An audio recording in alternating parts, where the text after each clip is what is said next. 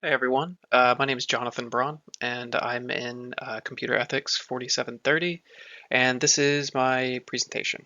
Um, this is called The Ethics of Foss, or Free and Open Source Software versus Proprietary Software. This is a utilitarian analysis of software freedom and proprietary restrictions. Um, So in this presentation, I'll kind of be arguing in favor of open source software over proprietary software from a utilitarian perspective, in that if our goal is to do the greatest good for the largest number of people, open source software seems to have the advantage there just by its nature. Um, so, brief introduction. Foss, or free and open source software. Foss is a movement, digital movement to promote open source software and the tenets it follows. So this movement believes software as free speech is a core issue in digital ethics. Open source software is ethically superior to proprietary software. The argument is based on the four freedoms of free software, which was written by the programmer Richard Stallman, which we'll talk about later. Um, Proprietary software limits knowledge, creativity, and user rights. Um, and this presentation will defend the claim that open source software is ethically superior. Um, Proprietary and open source software, it's really important to note that the two can coexist and that the Foss movement doesn't necessarily advocate for the eradication of proprietary software, just that the two can coexist and kind of in the digital marketplace should be allowed to compete. Uh, and obviously, they open source people believe that theirs is the ethically superior choice. So, um, software is free speech. Software is an expressive form of speech. It's a tool, but it is first and foremost, code is free speech. And this was ruled in Bernstein v. United States in 1996. They ruled that software code is protected speech under the First Amendment. Um, Proprietary software, on the other hand, tends to restrict speech by limiting access to that knowledge, basically behind a paywall. Open source software promotes transparency and free expression, and the four freedoms are kind of at the core of that and uphold ethical digital rights. So, the four freedoms, as I mentioned, were written and created by the programmer Richard Stallman. And these were kind of his ethical guidelines for what software should and could be. And before him, there had really not been a strong declaration of where software should be headed, software development, that is.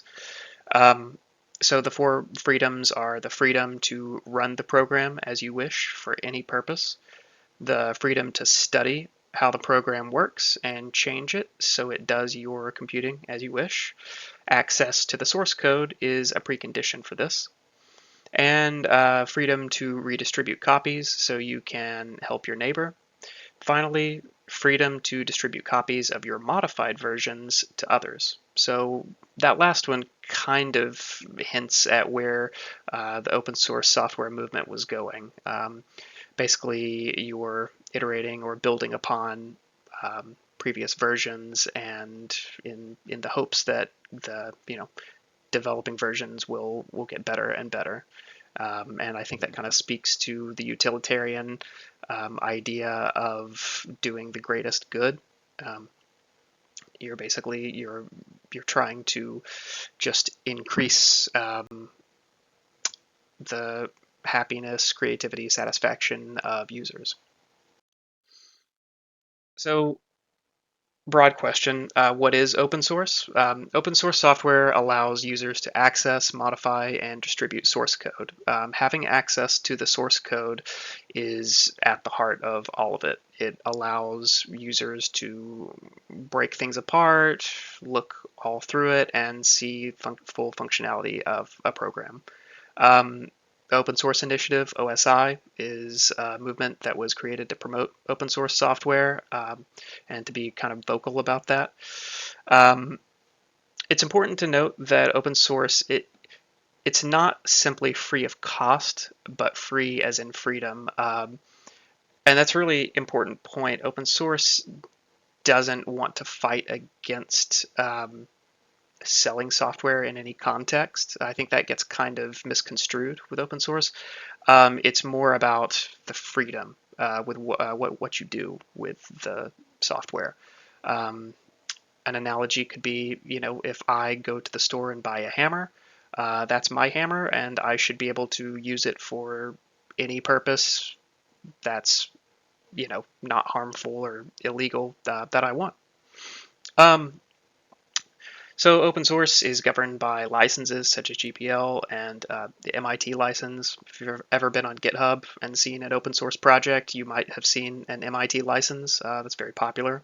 It's basically just protects the developer, basically says that this is open source software. It's free to use, distribute, and modify, but the original publisher is not liable legally for what someone else may do with that software. Um, Open source encourages collaboration, security, and transparency. If you have more eyes on a project and more developers, you get, there's it's less likely that there's any sort of anything malicious going on under the hood with the code. And also there are more eyes to check for potential security vulnerabilities. Um, In contrast, proprietary software restricts access to source code, you typically outright, and that really leaves the responsibility to check for bugs, vulnerabilities. That leaves it in the hands of a very small group of people, and you know more there's more opportunity because there are fewer eyes on the project and the source code. There's a more opportunity for there to be bugs and mistakes. Um, a key figure in all of this is Richard Stallman, as I mentioned. He founded the free software movement in the 1980s. He was a pretty prolific programmer. He worked for the MIT Artificial Intelligence Lab for a lot of his career. Um, and he created, out of these philosophical principles, he created the GNU project, which develop a Unix-like operating system. You can go on the internet today and find GNU. It's really interesting. So he also established the Free Software Foundation, and he advocated for software freedom as an ethical imperative. He was kind of came from the hippie generation and was really all about. He was really against proprietary software. His work, again, laid the foundations for the modern open source initiatives. He kind of laid the philosophical underpinnings for what we know today as open source. Um, Foss was created to kind of combine the two movements, OSI and free software movement, under the same ideological umbrella. The distinctions are really minute to the vast majority of people, and they both have a pretty similar ideology on what they believe software should be. Um, so with GNU, there's also Linux, which is super popular. It was developed by Linus Torvalds. Used some GNU components. It became the foundation for a lot of enterprise and consumer open source software. I mean, yeah, ATMs. There's so much modern infrastructure is based off of the backbone of Linux. Um, so some major open source projects are 3D modeling program Blender. It's an alternative to some of the CAD programs. It can be used for animation. Firefox, popular browser, LibreOffice, Apache. Um, and these projects really, at their core, kind of embody the four freedoms and benefit society. Um, so open source software is utilitarian in that there's transparency. Users can audit and improve security.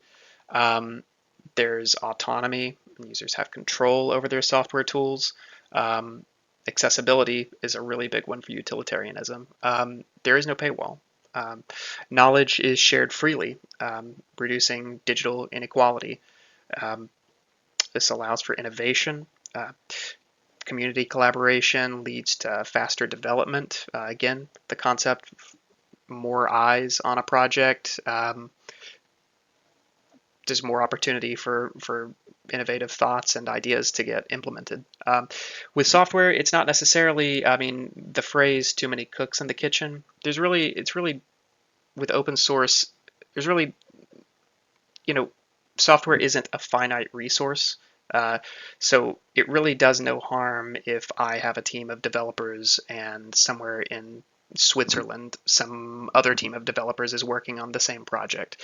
It it really doesn't impact us necessarily, and kind of can only help us because if my team comes up with an interesting, useful feature and their team finds some security vulnerabilities, I mean, when you combine the two, again, with the utilitarian concept, open source is doing the greatest good for the greatest number of people in that regard.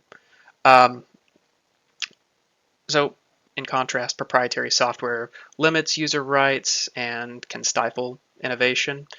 Um, open source does not advocate the elimination of proprietary software. The Foss movement just believes that there is space on the digital landscape for both philosophies of software deployment to exist. Um, so some ethical issues with proprietary software. It restricts access to knowledge and user autonomy. It can encourage, in certain circumstances, monopolistic control over technology. Um, a pretty interesting thing are time bombs, which are pretty can be pretty wildly unpopular. Time bombs are essentially features in a software that, when they're called or triggered, can produce some effect. Typically, what that looks like is with free trial software. When the time bomb is activated, the software is unusable for the user. Um, interestingly enough, this was one of the things that kind of sparked a lot of the philosophical ideas that Richard Stallman came up with when he ran into a time bomb, which was much more popular and utilized frequently back in uh, the middle 20th century. He came across a time bomb, and it really kind of infuriated him and kind of sparked this pursuit.